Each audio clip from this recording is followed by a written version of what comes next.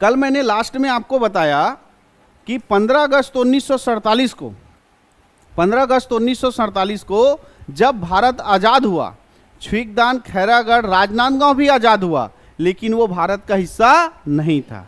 तो क्या हुआ, कैसे हुआ, उसी को आज हमको पढ़ना है। तो ये सब जो है खैरागढ़, छुईकदान, ये सब छत्तीसगढ़ की क्या थी, रियासत, छत्तीसगढ़ का रियासत, ठीक है। और इसी का भारत संघ में कैसे विलय हुआ, भारत संघ में विलय, इसी को आज हमको देखना है। छत्तीसगढ़ का विरासत, भारत संघ में विलय कैसे हुआ, उसी को हम पढ़ेंगे। तो जो रियासत है ना, रियासत है, ये कैसे आया। देखो, मराठा पहले कौन आया, कलचुरी, पहले कौन आया, कलचुरी, और कलचुरी के बाद कौन आया, मराठा। कलचुरी और कलचुरी के बाद कौन आया, मराठा। दोनों जब हमने पढ़ा तो हमने देखा कि इन लोग जो है, कलचुरी और मराठा लोग जो है, पूरे छत्तीसगढ़ के अधिकतर क्षेत्र में शासन किए। तो डायरेक्ट शासन ना कर कर ये एक व्यक्ति को चुन लेते थे, उसको जमींदार बनाते थे और एक छोटा सा क्षेत्र दे देते थे, उसी के माध्यम से क्या करते थे, शासन करते थे, है ना। यानी इन लोग क्या बनाते थे, जमींदारी, क्या बनाते थे, जमींदारी, याद करो, पढ़े थे, है ना। तो जमींदारी बनाकर शासन करते थे, और उस जमींदारी का जिसको मुखिया बनाते थे उसको जमींदार कहा जाता था, और उस जमींदार से एक निश्चित रूप से क्या लिया जाता था, टैक्स लिया जाता था। यही चल रहा था कलचुरी काल में भी और मराठा का। लेकिन कितना टैक्स लेना है ये कोई फिक्स नहीं रहता था, राजा जितना बोल दिया उतना टैक्स जो जमींदार है वो राजा के पास जमा करता था। क्लियर है। किसी प्रकार का स्टाम्प में साइन नहीं होता था, कोई लिखा पढ़ी नहीं होता था, है नहीं, वचन ही क्या होता था, शासन होता था, है नहीं। महिष्मती में देखियो नहीं, वचन ही मेरा शासन, हाँ वैसी। तो कलचुरी काल और मराठा काल में यही देखने को मिलता है कि ये जमींदारों के माध्यम से शासन किए और उनसे एक निश्चित टैक्स लिए, लेकिन उस टैक्स को लेना है इसके लिए कोई लिखा पढ़ी, कोई इकरारनामा था क्या, नहीं। लेकिन जैसे ही ब्रिटिश शासन चालू हुआ, अप्रत्यक्ष ब्रिटिश शासन, और अप्रत्यक्ष ब्रिटिश शासन में शासन करने के लिए कौन लोग आए, छत्तीसगढ़ में ब्रिटिश अधीक्षक लोग आए। कौन लोग आए, ब्रिटिश अधीक्षक। और पहला ब्रिटिश अधीक्षक बनके कौन आया था, कैप्टन एडमंड, और उसके बाद दूसरा कौन आया था, कैप्टन एगेन्यू। तो जब कैप्टन एगेन्यू आया तो इसी ने ही 1818 में, है ना, कैप्टन एगेन्यू ने ही जो जमींदार थी, है ना, जमींदार था, है ना, उससे इकरारनामा साइन करवाया कि पहले भैया तुम लोग मुकर जाओगे, राजा महाराजा की बात मानते थे, मेरा बात मानोगे कि नहीं मानोगे, ऐसा करके जो कैप्टन एगेन्यू है उसने जमींदारों से क्या किया, इकरारनामा साइन करवाया। तो छत्तीसगढ़ में जमींदारों से इकरारनामा साइन कराने वाला पहला व्यक्ति कौन था, कैप्टन एगेन्यू, है ना। कैप्टन एगेन्यू ने क्या किया, इकरारनामा में हस्ताक्षर करवाया, इकरारनामा,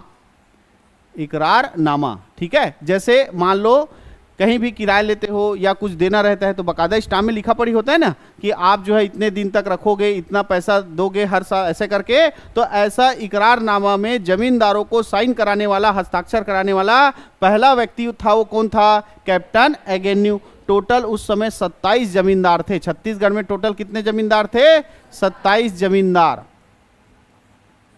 27 जमींदार। बताओ क्यों 27 जमींदार थे। मराठा काल में कितने परगने थे, हाँ, इसीलिए कितने जमींदार, 27 जमींदारों से उन्होंने टैक्स लिया, ठीक है। उसके बाद जो है ब्रिटिश अप्रत्यक्ष ब्रिटिश शासन चला गया, है ना। उसके बाद पुनः मराठा शासन आया, और पूरा मराठा शासन के बाद क्या आया, ब्रिटिश शासन आया। क्या आया, ब्रिटिश शासन। याद करो, चार्ल्स सी इलियट जो है पहला क्या बन के आया था, डिप्टी कमिश्नर बन के आया था। और उसी के समय ही 1861 में मध्य प्रांत का क्या हुआ था, गठन हुआ था, जिसमें हमारे छत्तीसगढ़ क्षेत्र में कितने जिले बनाए गए थे, 3 जिले बनाए गए थे। कौन कौन सा, रायपुर, बिलासपुर और संबलपुर। क्लियर है, ऐसा पढ़े थे। और इसी समय 1862 में, इसी समय जब जिलों का निर्माण हुआ तो 1862 में इन जमींदारों का जांच कराया गया कि ये जमींदारी सही में जमींदारी के लायक है कि नहीं है ना। छोटा छोटा क्षेत्र है, जमींदार बना दिया गया है, ज़्यादा वहाँ से आय नहीं आता है, तो इनका सर्वे कराया गया। और सर्वे पर पता चला कि जो जमींदारी बड़ी है या जिससे ज़्यादा आवक है, केवल उसी को ही जमींदार रहने दो और बाकी को किसमें मिला लो, ब्रिटिश क्षेत्र में मिला लो। ऐसा करके क्या किया गया, सर्वे किया गया। कब? 1862 में। ठीक है, तो 1862 में जब सर्वे किया गया तो जितनी क्या थी, जमींदारी थी, तो जो बड़ा था जिससे आवक अच्छा था उसको जमींदारी ना कहकर अब क्या नाम दे दिया गया, रियासत। क्या नाम दे दिया गया, रियासत। तो बड़ी जमींदारी थी, जो धनवान था, जिसमें पैसा अच्छा खासा था, जो शक्तिशाली था, उन जमींदारियों को किसका दर्जा दे दिया गया, रियासत का। और बाकी जो छोटा था, कमजोर था, जिससे पैसा कम आता था, उस सबको कहां मिला लिया गया, ब्रिटिश क्षेत्र में मिला लिया गया। ठीक है, तो जब सर्वे किया गया 1862 में तो जमींदारी को किसकी दर्जा दी गई, जमींदारी अब क्या बन जाएगी, रियासत बन जाए। जैसे मान लो 1862 से पहले छुईकदान क्या थी, जमींदारी थी। छुईकदान क्या थी, जमींदारी। और 1862 के बाद छुईकदान क्या कहलाया होगा, रियासत। छुईकदान क्या कहलाया होगा, रियासत। तो जब सर्वे हुआ 1862 में तो छत्तीसगढ़ में टोटल कितना रियासत मिला, 14। छत्तीसगढ़ में टोटल कितना रियासत था, 14 रियासत। मतलब जमींदारी जो 27 थी ना, है ना, 27 था, जिसका इकरारनामा साइन करवाया था। अब उसमें से कुछ को जो शक्तिशाली नहीं था, जो एकदम कमजोर था, जिससे पैसा कम आता था, उन सबको कहाँ मिला लिया गया, ब्रिटिश क्षेत्र में डायरेक्ट शासन करने वाला क्षेत्र में मिला लिया गया। और जो शक्तिशाली, धनवान और बड़ा जमींदारी थी उसको किसका दर्जा दे दिया गया, रियासत। तो कितने रियासत था, 14। चलो देखते हैं कौन कौन सा। ठीक है, छत्तीसगढ़ का नक्शा आपके दिमाग में है,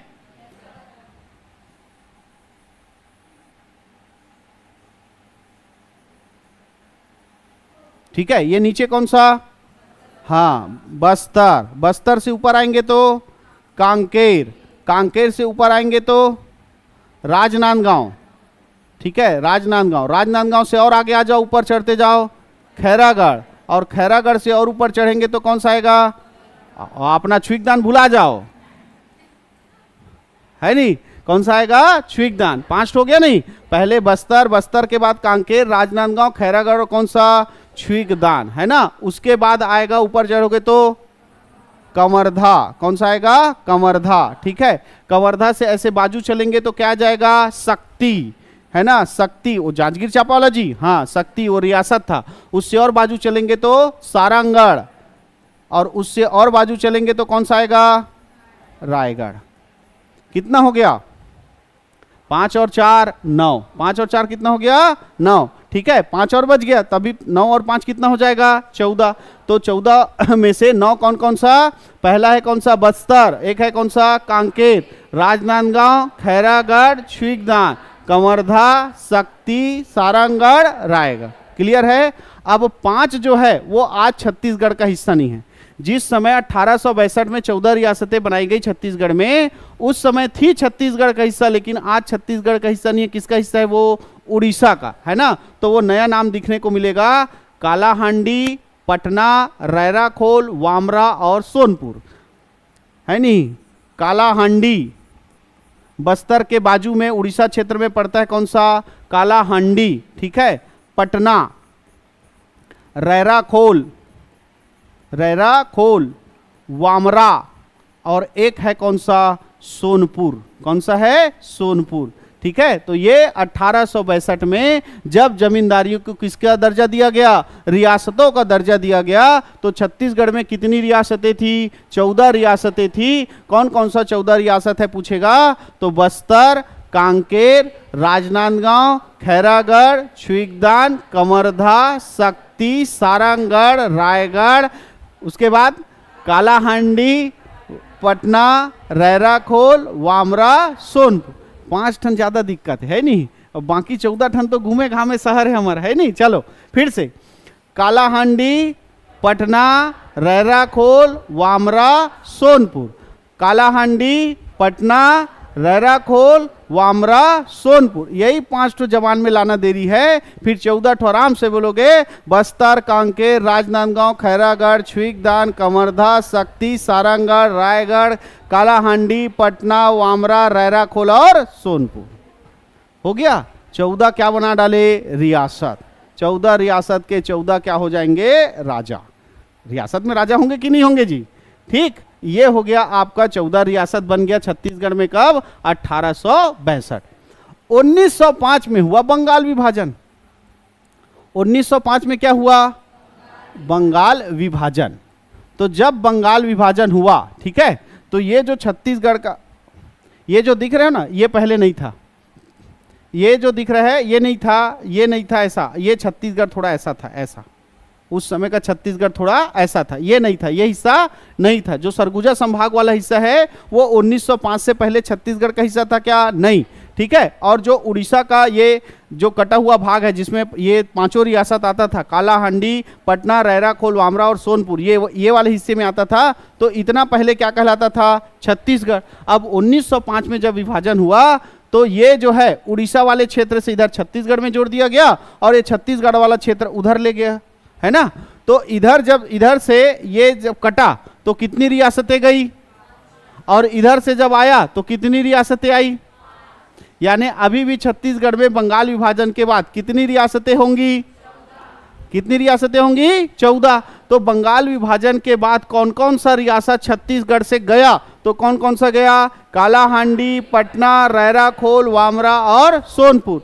अब नया 5 ठो और आएगा। तो 1905 में बंगाल विभाजन के बाद 5 रियासत आया, 5 रियासत, है ना। तो 5 रियासत कौन कौन सा था? तब उसको मिला के फिर कितना पढ़ेंगे? 14 पढ़ेंगे, है ना। तो वो 5 रियासत में था कोरिया, चांग बखार, सरगुजा, जसपुर और उदयपुर।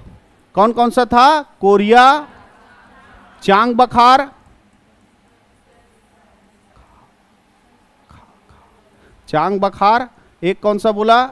सरगुजा, है ना, उदयपुर, और एक कौन सा है? जसपुर। ये तो टोटल अभी भी कितना हो गया? 14। तो 1905 के बाद छत्तीसगढ़ की 14 रियासतें कौन कौन सी है? तो बस्तर, कांकेर, राजनांदगांव, खैरागढ़, छुईकदान, कमरधा, शक्ति, सारंगढ़, रायगढ़, उसके बाद कोरिया, चांग बखार, सरगुजा, उदयपुर और जसपुर। यानी छत्तीसगढ़ में अभी भी कौन सा है? 14 रियासतें। कितनी रियासतें हैं? 14 की 14 रियासतें हैं। अब ये 14 रियासतों में सबसे बड़ा पूछेगा तो बस्तर, और सबसे छोटा पूछेगा तो शक्ति। सबसे बड़ा रियासत पूछेगा तो सबसे बड़ा रियासत कौन सा है? बस्तर। सबसे बड़ा रियासत कौन सा था? बस्तर। और सबसे छोटा पूछेगा तो सबसे छोटा रियासत, सबसे छोटा कौन सा था? शक्ति। सबसे छोटा कौन सा था? शक्ति। क्लियर है। अब ये सब रियासतें अपने अपने क्षेत्र में राजा लोग जो है क्या कर रहे थे? शासन कर रहे थे। तो फिर कौन लोग आए? ब्रिटिश लोग आए। तो ब्रिटिश लोगों ने इन रियासतों को अपने अधीन किया।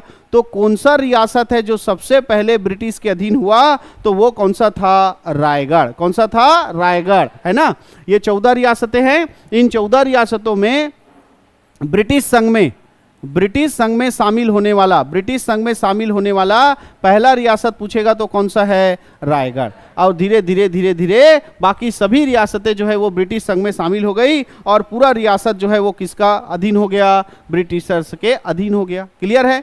अब उसके बाद जो है क्या हो गया कि अब आज़ादी का दौर आया। 1945 के बाद जो है द्वितीय विश्व युद्ध जब खत्म हुआ तो क्लीमन एटली ने घोषणा किया था कि मैं सभी उपनिवेशों को क्या करूंगा? आज़ाद करूंगा। तो वहां से आज़ादी चालू हो गया, आज़ाद होने वाला है भारत ऐसे करके। तो सभी लोग ये चाहते थे कि जितनी रियासत है वो सब क्या हो जाए? एक हो जाए। तो जितने छत्तीसगढ़ के नेता थे वो इसमें प्रयासरत हो गए कि हमको पूरा रियासत को कहाँ शामिल करना है? छत्तीसगढ़ में शामिल करना है। क्योंकि आज़ादी मिल रही थी पैरामाउंसी एक्ट के तहत। किसके तहत मिल रहा था? पैरामाउंसी एक्ट के तहत। अंग्रेजों का कहना यह था कि हमने रियासतों को किससे लिया है? राजा से। यही मान लो जैसे ये रायगढ़ सबसे पहले गया कहाँ? ब्रिटिश संघ में। तो अंग्रेजों ने किससे समझौता किया होगा? राजा से।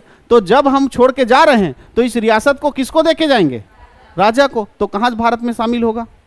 है ना। और इन रियासतों को 3 बातें बताई गई कि या तो तुम कहाँ क्या कर सकते हो? भारत में शामिल हो सकते हो, या तो तुम कहाँ जा सकते हो? पाकिस्तान नया देश बन रहा है उसमें जा सकते हो, या खुद क्या बना सकते हो? देश बन सकते हो। स्वयं क्या बन सकते हो? देश बन सकते हो। यानी छुईकदान का जो राजा था वो चाहता तो छुईकदान को एक क्या बना सकता था? देश बना सकता। कितना अच्छा होता ना। हम भी क्या कहते? छुईकदान हमारा देश, है ना। तो 3 अधिकार दिए गए थे रियासतों को कि वो भारत में शामिल हो, या पाकिस्तान में शामिल हो, या वो अपना देश बनाए। लेकिन छत्तीसगढ़ के सब नेता चाहते थे कि जितनी भी रियासत है वो किस में मिले? छत्तीसगढ़ भारत में मिले। तो इसके लिए सबने क्या किया, प्रयास किया, और इन्हीं प्रयासों में ठाकुर प्यारेलाल सिंह ने 1946 में एक संस्था बनाई थी जिसका नाम था council of action in Chhattisgarh state. 1946 में क्या बना, council of action in Chhattisgarh state. Chhattisgarh state ये किसके द्वारा बनाया गया, ठाकुर प्यारेलाल सिंह के द्वारा। ठाकुर प्यारेलाल सिंह के द्वारा बनाया गया कि छत्तीसगढ़ में एकीकरण के लिए ठाकुर प्यारेलाल सिंह ने कौन सा समिति का या संस्था का गठन किया, council of action in Chhattisgarh state, इसकी स्थापना की। और उसके बाद देखो 3 जून 1947 को माउंट बेटन योजना घोषणा कर दिया गया। इसी घोषणा के तहत भारत का क्या होने वाला था, बंटवारा, और भारत को आज़ादी मिलने वाला था। इसके बाद जो है 25 जुलाई 1947 को दिल्ली में जितने भी भारतीय राजा थे उन सब का क्या बनाया गया, बैठक बुलाया गया। सबका क्या बुलाया गया, बैठक। अब भारत को आज़ाद देना है, बताए ना, तो आज़ादी देंगे तो जहां पर ब्रिटिश लोग डायरेक्ट शासन कर रहे हैं वहां पर मंत्रिमंडल बनेगा, लेकिन जो रियासत है जिसमें क्या है, राजा है, तो वो रियासत, वो क्षेत्र किसको दिया जाएगा, राजाओं को दिया जाएगा। तो राजाओं को कैसे कैसे क्या क्या अधिकार मिलेगा ये सब बताने के लिए पूरे राजाओं का, भारत में जो 500 550 प्लस रियासतें थी उनका कितना, राजाओं का क्या बुलाया गया, बैठक बुलाया गया। कहाँ बुलाया गया, दिल्ली में। कब बुलाया गया, 25 जुलाई 1947। 25 जुलाई 1947 दिल्ली में क्या हुआ, बैठक हुआ। दिल्ली में बैठक हुआ, और किसका बैठक था ये, नरेश मंडल। जितने भी राजा थे उनके समूह को क्या कहा जाता था, नरेश मंडल कहा जाता था। उनका बैठक हुआ, उसमें कहा गया कि विदेश मामले, रक्षा मामले और यातायात मामले अनुबंध बनाए गए। ये अभी भी किसके हाथ में रहेंगे, ब्रिटिशर्स के हाथ में रहेंगे। राजाओं को बाकी चीज मिल जाएगा, है ना। जिस बैठक हुई जिसमें विदेश मामले यानी किसी और देश के साथ संधि समझौता करना है वो अभी राजा नहीं कर पाएगा। रक्षा, उसके पास सेना ही नहीं है, पूरा सेना किसका है, ब्रिटिशर्स का है, तो उसके पास सेना नहीं है, इसलिए रक्षा मामला भी किसके पास रहेगा, ब्रिटिशर्स के पास रहेगा। और यातायात संबंधी मामले, इस पर अनुबंध बनाए गए और सारे राजा लोग को कहा गया कि आप जो है ये 3 में से किसी एक में क्या कर सकते हो, भारत में, पाकिस्तान में, या अपना स्वयं का देश बना सकते हो। लेकिन जैसे भारत में जाओगे तो पूरा अधिकार किसका रहेगा, भारत सरकार का। पाकिस्तान में जाओगे तो पूरा अधिकार पाकिस्तान का। और स्वयं का देश बनाते हो तो यातायात, रक्षा और विदेश मामले किसके अधिकार में रहेंगे, ब्रिटिशर्स के अधिकार में रहेंगे। ऐसे अनुबंध बना, और इस अनुबंध पत्र पर साइन करने वाला छत्तीसगढ़ का पहला रियासत हुआ कौन सा, खैरागढ़। किस पत्र पर, अनुबंध पत्र पर, है ना। अनुबंध पत्र पर साइन करने वाला पहला रियासत छत्तीसगढ़ का कौन सा था, बोलेगा खैरागढ़, है ना। उस समय राजा कौन थे, राजा वीरेंद्र बहादुर सिंह। तो अनुबंध पत्र पर इन्होंने साइन कर दिया, यानी कि जब भी मेरा देश बनेगा, मतलब मेरा खैरागढ़ आजाद होगा तो मैं या तो भारत में जाऊंगा तो भारत सरकार को दे दूंगा, पाकिस्तान में जाऊंगा तो पाकिस्तान को, और खैरागढ़ को अगर देश बनाऊंगा तो यातायात, रक्षा और विदेश मामले किसके हाथ में रहेंगे, ब्रिटिशर्स के मामले में रहेंगे। ठीक है, ऐसा ये चला। समझ में आया इतना। दिल्ली में बैठक हो गया, है ना। जुलाई 1947 में दिल्ली में बैठक हुआ, सभी राजा अपने घर में चले गए। किसने साइन किया, किसी ने साइन नहीं किया। तो छत्तीसगढ़ से पहला साइन करने वाला कौन था, खैरागढ़। ये पूछा जाता है, अनुबंध पत्र पर साइन करने वाला पहला कौन था, खैरागढ़। अब सब राजा लोग छत्तीसगढ़ के और उड़ीसा के राजा लोग जो है ना, क्या होने लगे, खुलबुलाहट होने लगी। अरे हमन तो नान देश बनाबो ते का जनहमी मतलब चपक दी, है कि नहीं है। छोटा छोटा देश जी, पता चला छुईकदान छोटा सा देश बना, खैरागढ़ छोटा सा देश बना, और बगल वाला बड़ा सा देश उसके ऊपर आक्रमण करके खत्म कर देगा। इसलिए हम अकेले अकेले देश नहीं बना सकते। ठीक है, भारत में जाएंगे तो पूरा राजनीति सत्ता किसके हाथ में चले जाएगा, भारत सरकार के हाथ में चला जाएगा, और हमारे पास कुछ नहीं बचेगा, राजाओं का जी। ऐसा पूरा कानाफूसी चलने लगा।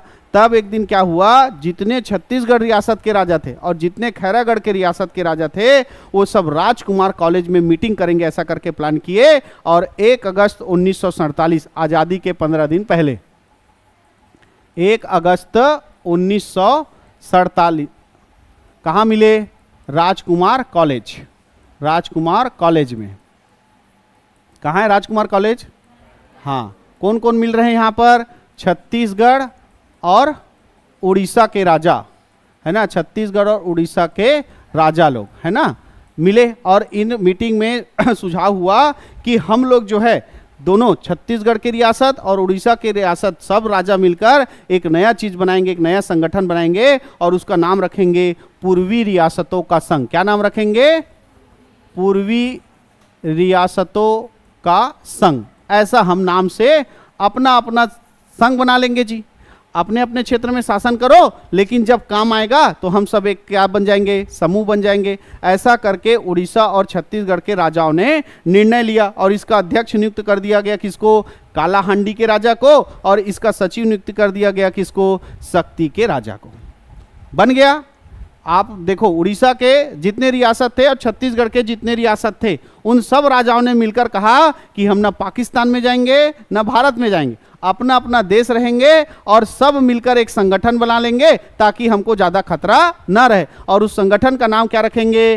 पूर्वी रियासतों का संघ। जैसे अमेरिका में है नहीं, अमेरिका में अलग अलग स्टेट है और वो सब स्टेट मिलकर क्या बनता है? अमेरिका देश बनता है। वैसे ही इन लोग भी बोले कि छुईकदान, खैरागढ़, कालाहांडी, पटना, शक्ति जितना है वो सब अलग अलग राज करेंगे, लेकिन एक संगठन के रूप में काम करेंगे। उस संगठन का नाम क्या होगा? पूर्वी रियासतों का संघ। और इसका अध्यक्ष किसको बनाया गया? कालाहांडी के महाराजा को।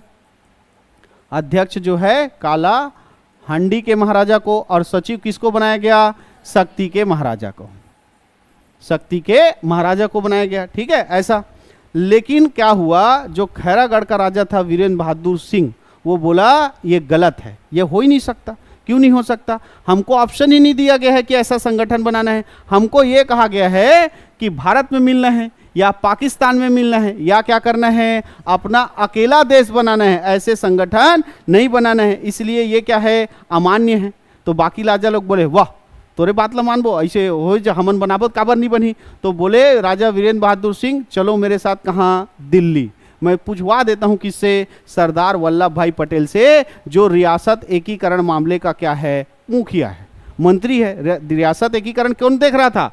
सरदार वल्लभ भाई पटेल। तो रियासतों को क्या अधिकार मिला है? चलो दिल्ली में पूछवा देता हूं। तो खैरागढ़ का राजा वीरेंद्र बहादुर के साथ कोरिया और पटना के राजा मिलने गए दिल्ली। सरदार वल्लभ भाई पटेल ने सबको चमका के भेज दिया कि ऐसा सब बना रहे हो, ऐसा अमान्य है, आपको अधिकार ही नहीं दिया है जी, है ना। तो इस तरह ये सब संगठन बना रहे थे, क्या हो गया? अमान्य, है ना। खैरागढ़ के राजा वीरेंद्र बहादुर सिंह ने कहा कि ये अमान्य है, लेकिन राजा लोग विरोध करने लगे। तो कौन कौन गए थे? खैरागढ़ का राजा, कोरिया का राजा और पटना का राजा, ये सब दिल्ली गए थे, सरदार वल्लभ भाई पटेल से मिले और ये सब के बारे में बताया। तो सरदार वल्लभ भाई पटेल ने इस संघ को क्या घोषित कर दिया?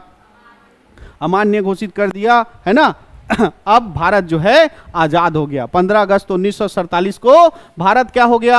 आजाद हो गया। और आजादी के बाद रियासतों का जो अधिकार है वो किसको मिल गया? राजाओं को मिल गया। यानी छुईकदान का अधिकार अब छुईकदान के राजा के पास, खैरागढ़ रियासत का अधिकार खैरागढ़ के राजा के पास, सभी 14 रियासतों का छत्तीसगढ़ के अधिकार उनके राजाओं को मिल गया। अब सब लोग अपना अपना खींचातानी करने लगे। इसी बस्तर से लगा हुआ था कौन सा रियासत? हैदराबाद। बस्तर से लगा हुआ था कौन सा रियासत? हैदराबाद। और हैदराबाद चाहता था, हैदराबाद रियासत चाहता था कि मैं पाकिस्तान में मिलूं। ये क्या बोलता था पता है? हैदराबाद, मैं अलग से देश बन जाऊंगा, पाकिस्तान में मिल जाऊंगा, लेकिन भारत में नहीं मिल। ऐसा कपटी था हैदराबाद रियासत, है ना। ये भारत के बीच में था, लेकिन क्या बोलता था? भारत में नहीं मिलूंगा। तो ये अब अकेला था, छोटा था, बीच में था, तो अपना जोड़ीदार खोजना चाहेगा। तो ये बस्तर को अपने पक्ष में करना चाहता था। हैदराबाद किसको? बस्तर को अपने पक्ष में करना चाहता था, है ना। और उधर उधर ऊपर कौन सा? जसपुर और सरगुजा। जसपुर और सरगुजा, यहाँ पर ना जो ईसाई लोग, जो अंग्रेज लोग थे, उनकी संख्या ज़्यादा थी। तो उन लोग भी चाहते थे कि ये भारत में विलय ना हो, कहाँ रहे? अपना अलग से देश रहे। हम ब्रिटिशर्स लोग जो है यहीं पर क्या करते रहेंगे? खाते पीते रहेंगे, ऐसे करके। कहाँ? सरगुजा और जसपुर में। और इधर बस्तर को कौन अपना रहा है? हैदराबाद अपने तरफ खींच रहा है। बस्तर को हैदराबाद खींचने की कोशिश कर रहा है। और जसपुर और सरगुजा को, जसपुर और सरगुजा को जो ईसाई लोग थे, है ना, खास करके अंग्रेजी बोल सकते हैं, ईसाई लोग, इन लोग अपने तरफ खींचने की कोशिश कर रहे हैं। लेकिन पंडित रविशंकर शुक्ल ने इन सब प्रयासों को क्या कर दिया, असफल कर दिया। तो पंडित रविशंकर शुक्ल के प्रयासों से बस्तर जो है वो हैदराबाद नहीं जा पाया और जसपुर और सरगुजा जो है ईसाइयों के अधिकार में नहीं आ पाया। क्लियर है। अब ऐसा सब बात जो है पंडित रविशंकर शुक्ल ने ऊपर दिल्ली खबर भेजवाया जी कि इधर ऐसा ऐसा चल रहा है, वो हैदराबाद बस्तर को लेने की कोशिश कर रहा है, वो सरगुजा और जसपुर को ईसाई लोग जो है मनाने की कोशिश कर रहे हैं, आप जल्दी कुछ करो नहीं तो ये सब बिखर जाएगा ऐसे करके। तो सरदार वल्लभ भाई पटेल ने छत्तीसगढ़ के जितने रियासत थे, कितने रियासत थे, हाँ, उन 14 रियासत के राजाओं को कहां बुलाया, नागपुर। कहां बुलाया, नागपुर। 15 दिसंबर 1947, 15 दिसंबर 1947, ठीक है। कौन थे, सरदार वल्लभ भाई पटेल, वल्लभ भाई पटेल, है ना। इन्होंने पूरा 14 रियासतों के राजाओं का क्या लिया, मीटिंग लिया। 14 रियासतों के राजाओं का मीटिंग लिया नागपुर में, है ना। और नागपुर में बैठक ली, पूरा 14 रियासतों को बुलाया, लेकिन 14 में से 11 फंस गए। 14 में से कितने लोग गए, 11 लोग गए। 3 रियासतों के राजाओं को कुछ कुछ काम आ गया, किसी का तबीयत खराब था, तो 3 रियासत अनुपस्थित थे। 14 में से कितने उपस्थित थे, 11 उपस्थित, ठीक है, उपस्थित। और 3 क्या थे, हाँ, अनुपस्थित। तो कौन कौन वो 3 थे जो अनुपस्थित थे नागपुर के बैठक में, जिसको कौन ले रहा है, सरदार वल्लभ भाई पटेल। तो जसपुर, सरगुजा और चांग बखार।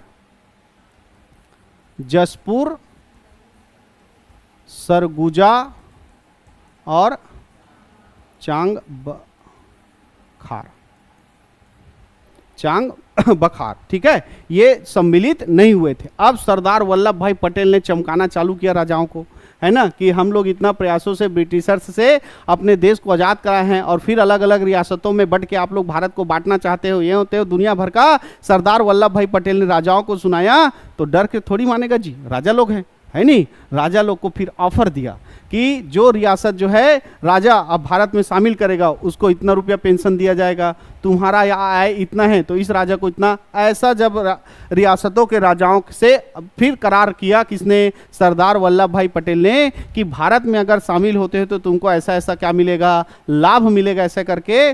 तो एक बना था, है ना। फिर क्या हो गया, रियासतों को विलय करने के लिए जब जो भी रियासत था वो चाहे पाकिस्तान में जाए चाहे भारत में जाए तो किस पत्र पर साइन करना पड़ता था, विलय पत्र पर साइन करना पड़ता था। किस पत्र पर, विलय पत्र पर। तो जब सरदार वल्लभ भाई पटेल ने 14 रियासतों में से जो 11 रियासत के राजा उपस्थित थे उनको जब समझाया, है ना, उनको बताया कि तुमको क्या फायदा है भारत में विलय होने से, ऐसा सब समझाने के बाद पहला छत्तीसगढ़ का रियासत हुआ कौन सा, राजनांदगांव। पहला रियासत कौन सा हुआ, राजनांदगांव, जिसने भारत संघ में शामिल होने के लिए किस पत्र पर साइन किया, विलय पत्र पर साइन किया। तो ध्यान रखना, अनुबंध पत्र पर साइन करने वाला पहला रियासत कौन सा है, खैरागढ़, और विलय पत्र पर साइन करने वाला पहला रियासत कौन सा है, राजनांदगांव। तो राजनांदगांव का जो राजा था दिग्विजय दास, जिसके नाम पर दिग्विजय कॉलेज है ना, हाँ, वो छोटा सा बच्चा था, राजा जरूर बन गया था लेकिन अभी उम्र नहीं हुआ था ज़्यादा। तो उसका प्रतिनिधि के रूप में गई थी उसकी माता, जिसका नाम था जयंती देवी। क्या नाम था, जयंती देवी। तो पहला रियासत कौन सा था, राजनांदगांव। और यहाँ का राजा कौन था उस समय, बोलेगा तो कौन था, दिग्विजय दास, दिग्विजय दास, ठीक है। लेकिन साइन दिग्विजय दास ने नहीं किया है, उसकी माता कौन थी, जयंती देवी। कौन थी, जयंती देवी। उसके बाद धीरे धीरे धीरे बाकी रियासतों के राजाओं ने भी क्या कर दिया, साइन कर दिया, और बाकी जो नहीं गए थे उन्होंने भी बाद में साइन किया, और सभी रियासतों ने अंततः साइन कर दिया। और 1 जनवरी 1948, 1 जनवरी 1948 छत्तीसगढ़ के 14 रियासत किसमें शामिल हो गए, भारत में शामिल हो गए। इसीलिए मैंने कहा कि 15 अगस्त 1947 को भारत आजाद हुआ, छुईकदान आजाद हुआ, लेकिन छुईकदान हिस्सा नहीं था। वो छुईकदान जो है भारत का हिस्सा कब बना, 1 जनवरी 1948। 1 जनवरी 1948 को पूरा 14 रियासतें किसमें शामिल हो गई, भारत में शामिल हो गई जी। तो अब उसको भारत में शामिल करेंगे तो रियासत थोड़ी रखेंगे, भारत में क्या चलेगा, राज्य है, जिला है, तो इसको किसी न किसी जिला में क्या करना पड़ेगा, शामिल करना। तो 14 जिला था, उसको किस किस जिले में शामिल किया गया, ठीक है। तो एक बना रायगढ़ जिला, नया जिला बना ना रायगढ़। रायगढ़ को क्या बनाया गया, नया जिला बनाया गया 1948, 1 जनवरी 1948 को शामिल हो रहे हैं। तो जो बड़े बड़े रियासत थे उसको किसका दर्जा दे दिया गया, जिला का। रायगढ़, बस्तर और सरगुजा, रायगढ़, बस्तर और सरगुजा, ठीक है। ये 3 जिला बनाए गए और पहले से 3 जिला थे, कौन कौन सा, रायपुर, बिलासपुर, वाह, दुर्ग। संबलपुर को तो 1905 में भगा दिए ना। हाँ, 1905 में जब बंटवारा हुआ तो 5 रियासत, कालाहांडी, पटना, रैराखोल, वामरा और सोनपुर, ये उड़ीसा गया, और साथ ही संबलपुर जो जिला था वो भी कहाँ गया, उड़ीसा गया। ऐसा बंटवारा हुआ था 1905 में, और 1905 में एक नया जिला बनाया गया था, कौन सा, दुर्ग, ठीक है। तो ये पहले के थे और ये 3 नए बने 1948 में। तो 3 रियासत तो क्या बन गए, जिले बन गए। अब इसमें से कुछ को क्या किया गया, इन्हीं में शामिल किया गया। तो सारंगगढ़, उदयपुर और आपका जसपुर, रायगढ़ को जिला दिया गया और रायगढ़ रियासत इसी में रहेगा। इसके अलावा कौन सा रियासत, सारंगगढ़ रियासत, इसके अलावा कौन सा, जसपुर, और जसपुर के साथ ही कौन सा, उदयपुर। ये चारों रियासत को मिलाकर एक जिला बनाया गया, कौन सा, रायगढ़। उसके बाद कोरिया, चांग बखार, सरगुजा, है ना। कौन कौन सा, कोरिया, अरे नीचे में लिखना है क्या, कोरिया, चांग बखार और एक कौन सा, सरगुजा। ये तीनों मिलकर एक जिला बने जिसका नाम क्या रखा गया, सरगुजा। और बस्तर और कांकेर, बस्तर और कांकेर, ये दोनों रियासत को मिलाकर जिला बना दिया गया, कौन सा, बस्तर। तो 4 और 2 6 और 6 और कितना हो गया, 3 9, अभी भी कितना बच गया, 5, अभी भी कितना बच गया, 5। तो 5 में से एक था शक्ति, उसको बिलासपुर जिले में शामिल किया गया। शक्ति को किस में शामिल किया गया, पहले से बने हुए बिलासपुर जिला में शामिल किया गया। और उसके बाद बच गए कौन सा, राजनांदगांव, खैरागढ़, छुईकदान और कंवरधा, इसको शामिल किया गया किस जिले में, दुर्ग जिले। तो इस तरह 14 रियासतें 1 जनवरी 1948 को भारत में शामिल हुई, और उसमें से रायगढ़, सारंगगढ़, जसपुर और उदयपुर को मिलाकर नया जिला बनाया गया, कौन सा, रायगढ़। बस्तर और कांकेर को मिलाकर नया जिला बना, कौन सा, बस्तर। कोरिया, चांग बखार और सरगुजा को मिलाकर जिला बना, कौन सा, सरगुजा। और शक्ति रियासत को पहले से बने हुए जिले बिलासपुर में शामिल कर दिया गया। राजनांदगांव, खैरागढ़, छुईकदान और कंवरधा को कहाँ शामिल कर दिया गया, दुर्ग में। इस तरह से पूरा रियासतों का विलीकरण कहाँ हो गया, भारत में। क्लियर है। तो अब रियासत खत्म। 1 जनवरी 1948 से पूरा छत्तीसगढ़ के 14 रियासतों का विलय कहाँ हुआ, क्लियर है। कई बार क्वेश्चन आता है कि रियासतों का विलयीकरण भारत में कब हुआ, तो 1947 आंसर नहीं लेंगे, क्या लेंगे, 1948, 1 जनवरी 1948। क्लियर है। तो इस तरह से पूरे छत्तीसगढ़ का जो रियासत था वो भारत में शामिल हो गया, लेकिन छत्तीसगढ़ राज्य नहीं बना। किसका हिस्सा था, मध्य प्रांत। किसका हिस्सा था, मध्य, है ना। ये रायपुर, बिलासपुर, दुर्ग जो उस समय पहले जिले थे, तो किसके जिले थे, मध्य प्रांत के जिले थे। ये 1948 में 3 जिला बना, तो ये किसका बना, मध्य प्रांत का। और 1956 में जब राज्य पुनर्गठन अधिनियम आएगा तो मध्य प्रांत का नाम क्या हो जाएगा, मध्य प्रदेश। लेकिन अभी भी हमारा छत्तीसगढ़ नहीं है।